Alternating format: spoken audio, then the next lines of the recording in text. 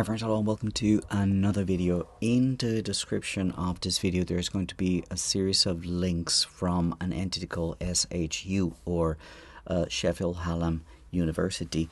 That link is to articles and papers and documents written by a professor called Laura Murphy. Now, what is going to happen when you click on those is what we're going to talk about. If you click on those links, all those articles and documents and papers have been wiped out from the website of the university. They no longer exist. You cannot read them. You cannot find them over there. Now, here's the thing. There's ways of getting those articles, but then you go to like history machines and whatnot, which is something that I found on somewhere else.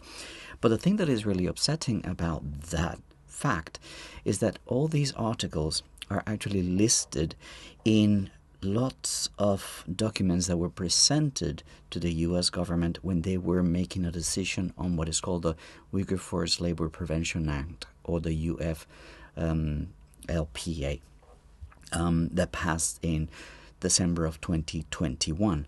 So, well, at this moment, if you read that document from that was presented to the US Congress in order to pass this particular law that has affected hundreds of thousands, if not millions, of Uyghurs and Han and whatever minority you want to consider in Xinjiang, and also people outside of Xinjiang, because it's also made it very difficult for factories and companies outside of Xinjiang, say in Guangdong, for example, to give jobs to Uyghurs because they might get entangled in this sanctions that are applying to any company that hires or buys products that are made in Xinjiang. So I'm going to talk about a couple of things and connect it to a video that I made just a few days ago when I talked about the legal case against SHU, Sheffield Hallam University, and all these reports. It was one report written also by Laura Murphy and other researchers. So let's talk about some of those links that are not working, that are not going to where they should be in the SHU website. One of those is called Laundering Cotton. This was published in November of 2021, so exactly a month before the UFLPA was passed in December of 2021. The first thing that I find very interesting is that when you start reading, like on page 2 or something, you find this right here. It says the majority of the authors of this report have chosen to remain anonymous. So the people who wrote this, we don't even know who they are. And that's page 2 of this 80-page report, which is written by SHU and Laura Hill and others, of course. That's the first thing that comes to mind. You go to another paper that was written by SHU and Laura Hill. You see right here in the acknowledgements, and it says, again, several researchers who were essential to this project have chosen to remain anonymous. We are grateful for the experts who gave for all the experts who gave feedback on this report or provided research support, who also prefer to remain anonymous. So basically we're talking researchers, anonymous, experts, anonymous. But we need to take these as truth. They're not telling us where this information, Laura Murphy is not telling us where this information is coming from. So you do the best next thing, right? Which is, okay, let's try to search certain terms, certain words that you would expect to find in a document that is telling you this is what's happening in Xinjiang, right? So I opened Laundering Cotton, as you can see here, and on the top right, I search for the word witness. And there's 3 hits. The first one, if you read this whole page, one of the 3 matches, again, in an 80-page document, only 3 matches for the word witness. This is all basically about this person's entanglement with police. this reads more like a crime, like the story of a crime, not necessarily forced labor. But anyway, I'll leave the links also to this documents on PDF on the description of the video as well. But what I want to show in this, or talk about in this particular page, is this that I have highlighted here in blue. It says the story of this man is one of 15,550 testimonies archived in the publicly accessible XVD. Look at the other hit, right? The other page on this document, Laundering Cotton, where the word witness appears, and it's just a citation, from a man called Nuri Turkel, the guy who was accused internally of sexual harassment. I also made a video about that. You probably watched it, but he just says, I grew up witnessing forced labor. Again, personal story. He's not presenting any kind of proof or evidence. He's just saying this is what I saw, and we understand that he's paid obviously by the U.S. government. Difficult to find any kind of evidence or story that's not funded or sponsored by three-letter agencies in the U.S. So that's match number 2 of the word witness in this book, in this report. Let's go to the next one. It's the last one, and this is the one that relates to XVD, or Xinjiang Victims Database, which again, I'm part of that database, supposedly because these crimes, I try to hide them. I try to excuse what the government has done, when all I do is present things that anybody can go and see and ask questions as to why those things are happening, like what I'm asking right now. Why are there only 3 hits, 3 finds of the word witness in a document that's 80 pages long, and it's supposed to report on forced labor? You have anonymous researchers, you have anonymous experts, and now you really have no witnesses of forced labor. We're going to talk about that a little bit more. So read here, I have highlighted, it says, the compilers of the online Xinjiang Victim Database have added a disclaimer that not all information has gone through rigorous corroboration. So they themselves are acknowledging that, some of this has not been checked. Some of these things have not been checked, and we don't really know for sure. But again, these are the documents, and these are the papers that are being presented before Congress that can become a law that is affecting the lives of people, and that is affecting China as a whole. I did another search on the other document that she published, which is Until Nothing Is Left. This is super interesting. It's a 94-page document, okay? And I tried to search for the word testimony, right? Remember, in this same document, we found that they also have anonymous research and anonymous experts, right? But then you search for the word testimony, as you can see here in top right, and there's only one word, one find in a 94-page report. Again, published in July 2002, as you can see at the bottom, by SHU and the Helena Kennedy Center for International Justice. These are the documents that have been disappeared from the website, that have been disappeared from SHU website. And you got to remember, and always keep in the back of your minds, that SHU now is in trouble because they've been sued by Smart Shirts of Hong Kong for libel. And one of the issues was that they never proved that there was forced labor in any of those factories that Smart Shirts was sourcing from, because that was the deal. They were saying that Smart Shirts was not doing its due diligence in figuring out whether those companies that they sourced from were not using forced labor. And the words that were used in those reports was the word risk. The word risk appears everywhere in these documents. It's not evidence or proof or testimony or witnesses of forced labor, or witnesses coming to talk about forced labor itself. All we have is anonymous and risk. Anonymous sources, anonymous researchers, and unproven witnesses, like the Xinjiang victim database tells us.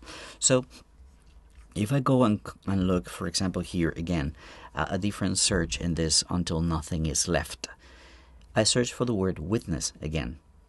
And bear in mind, guys, this is a very long document, 94 pages. Not a single hit for the word witness, as you can see here, top right. Not a single result. So there's no witnesses.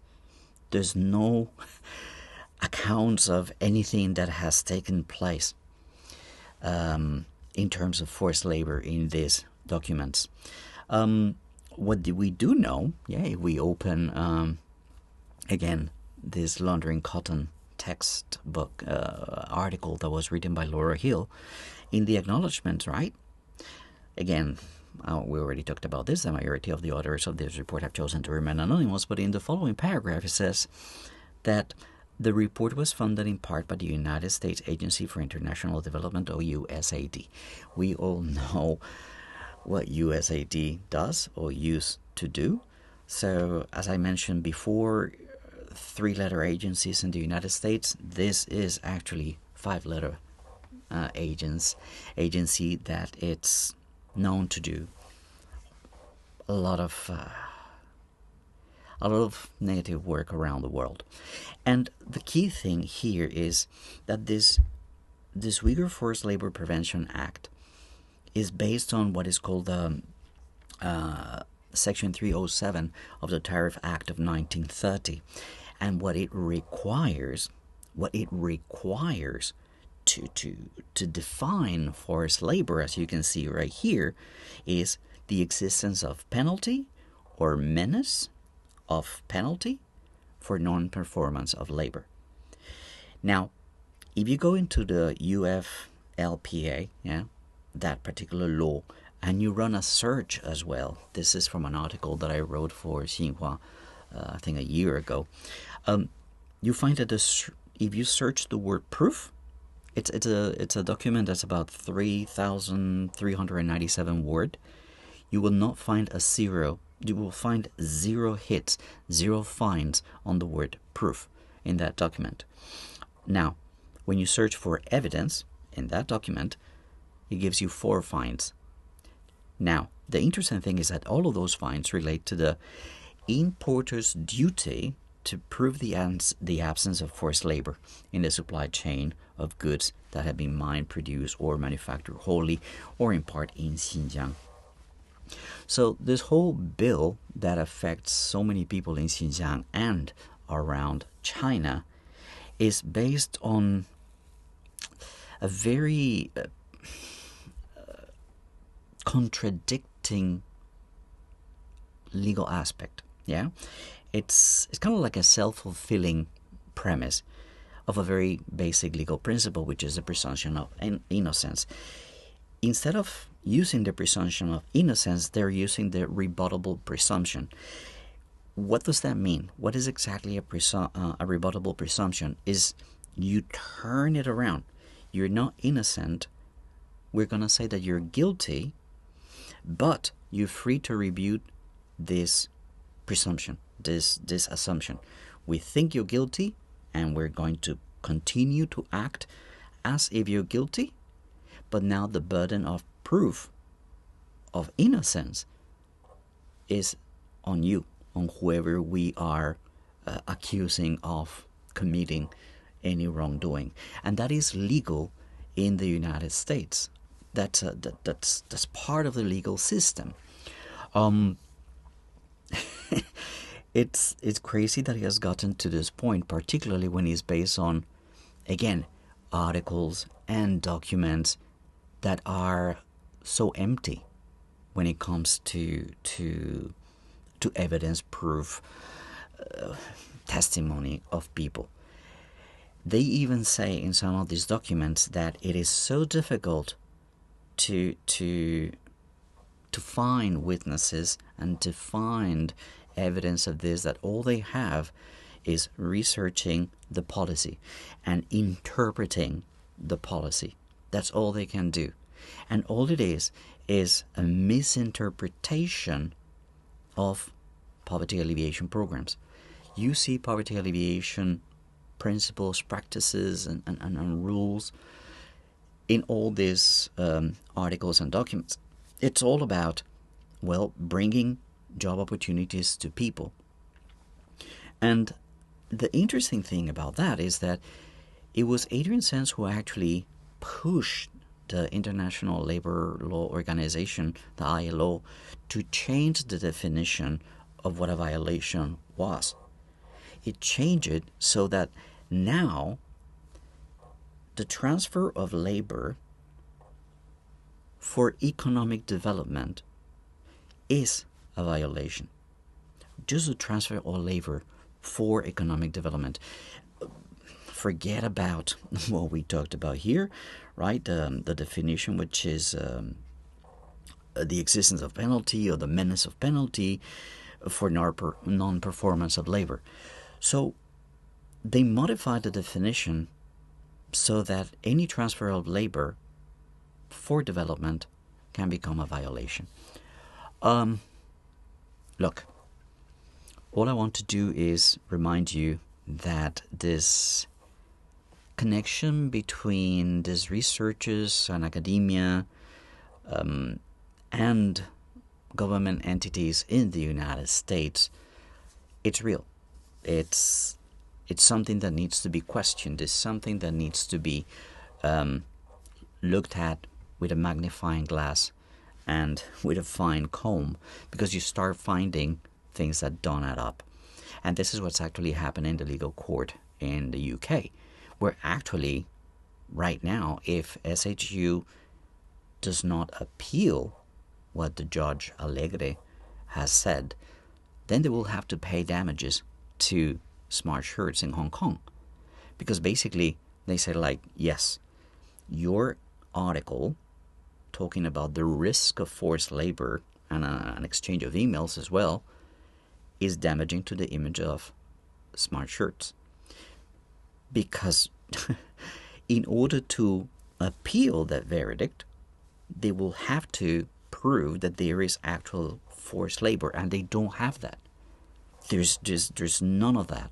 They said it themselves. It's very difficult to do research and find witnesses and find testimony, so we only interpret policy. That's all we do. So they don't have anything that they could actually run with, and the witnesses that they list looks more like a crime case other than forced labor. So yeah, this is all smells very fishy, number one. And number two, Laura Murphy, is no longer at SHU. She's already been working for, I think, more than a year at Customs and Border Protection in the United States as a consultant or whatever her job is right now there. So she's been doing all this work in order to get a job at the place that was paying her to write those reports, in the government that was paying her to write these reports, as we saw with the funding of laundering cotton, by USAID. I'm not the person to do this kind of research. I'm not the person to come here and change the world. But if you find this very unusual, the fact that all these links that were written in these documents to support and present and to expand the Uyghur Forced Labor Prevention Act, all those links have been erased, but the law is still standing, that ruling is still standing, it makes you wonder what happened, how come, and who's going to do something about it. Alright friends, that's all the time we have for today. Thanks so much for watching, and as always, if you liked it, give it a thumbs up, and if you like content on my channel, consider subscribing, and until I see you again, take it easy, and bye for now.